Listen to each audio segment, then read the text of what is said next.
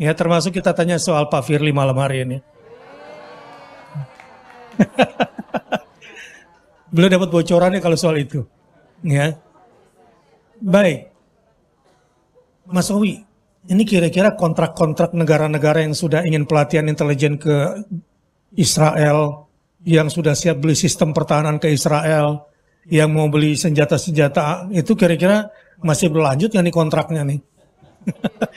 Nyindir Prabowo nih kayaknya. Waduh, gak sengaja tuh. Jadi memang kita tahu benda-benda yang di dunia intelijen itu mungkin 90% adalah made in Israel. Made in Israel, termasuk Indonesia? Termasuk barang yang di Indonesia. Jadi dia punya alat kalau dari satelit kita, misalnya Pak Jokowi ini kan presiden yang paling sering incognito ya, apa? Bahasa Indonesia belusukan atau non protokol, dan itu adalah presiden termahal biayanya. Contoh ya, kalau kita jadi presiden itu ada protokolnya, Pak. Ini ring 1 udah diamanin, Pak. Ring 2 udah diamanin, jarak 22 km, sniper udah aman di sini. Itu udah dijaga, bener nggak? Nah, beliau adalah tahu-tahu suka keluar kiri kanan, sehingga yang namanya secret service atau pas wampres itu 3 kali lebih besar dan biayanya lebih mahal. Terlihat sederhana tapi ya. Ya. Saya nggak ikutan ya.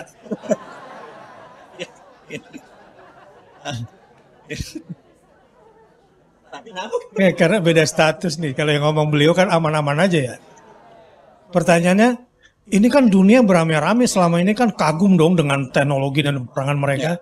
Kok kalah sama pasukan sebesar Kecamatan Duren Sawit, kampung saya. Duren Sawit di sana banyak duda keren sarang duit. Oke, jadi memang senjata intelijen itu jadi untuk menghindari biaya yang mahal, itu satelit bisa presiden kita bisa 300 meter dijaganya. Jadi jauh lebih hemat. Bener nggak? Nah, ongkosnya lebih hemat, tapi kan mata satunya ada di negara sana gitu ya. Yeah. Jadi mereka mengetahui banyak hal-hal dunia intelijen. Karena intelijen adalah masalah data diinformasikan, terus jadi knowledge. Nah, mereka tuh pakarnya. Jadi kami kalau dunia shadow itu paling ngeri dengan persenjataan atau alat-alat yang mereka bisa ngerekam tuh kecil banget dari kacamata aja gitu. Jadi kalau kita lagi di ring 0, itu orang pakai kacamata kita suruh copot, karena mereka bisa ngerekam, bahkan itu dipatahin begini bisa buat nusuk gitu ya. Keren kalau itunya. Kalau ya senjata kaum paranoid lah ya. Nah jadi yang jelas saat ini dunia lagi dalam keadaan shock karena belum pernah dan menganggap Israel adalah tentara terbaik, tentaranya, kemudian senjatanya terbaik. Tapi ini wake up call atau apa?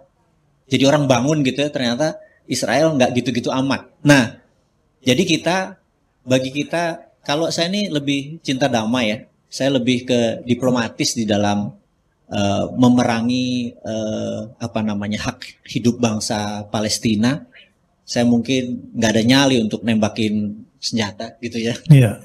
Dan saya pikir kita harus fair. Karena ada teori konspirasi, ini teori konspirasi, bahwa sewaktu Hamas menyerang, itu kan dia membobolkan, menyerangnya lewat udara, lewat paraglider, kemudian lewat boat dari laut, kemudian lewat darat, terus dia membobol, dan dia tuh sepanjang Gaza itu ada 7 titik, dan itu pakai radar, pakai satelit, pakai kamera CCTV, kenapa jebol semua gitu ya?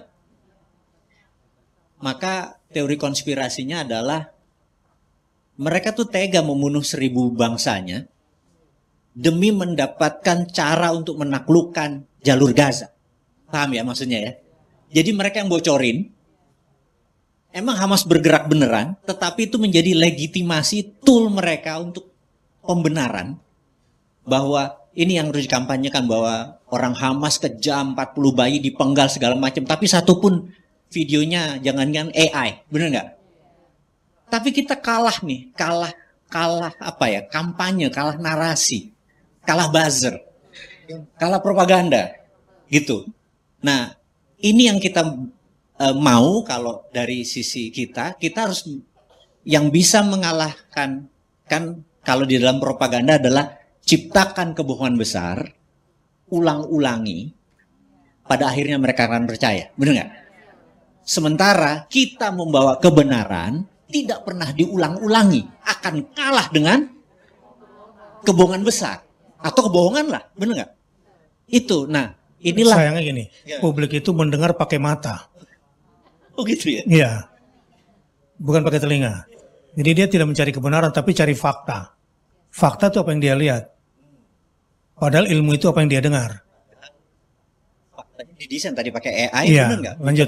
Bayi-bayian, benar nggak? Dan itu yang terjadi. Nah, kita harus mulai menegakkan kebenaran. Dan harus diulang-ulang. Gitu. Jadi saya pikir kita akan menggunakan soft pendekatannya, kita akan meluruskan seperti tadi. Bahwa di luar sana kan ada yang pro Israel garis keras kan? Yang seakan-akan kebenaran hakiki dan ini wakil Tuhan di bumi kali, saya pikir. Iya. Dalil dari mana kepalanya masuk, benar nggak?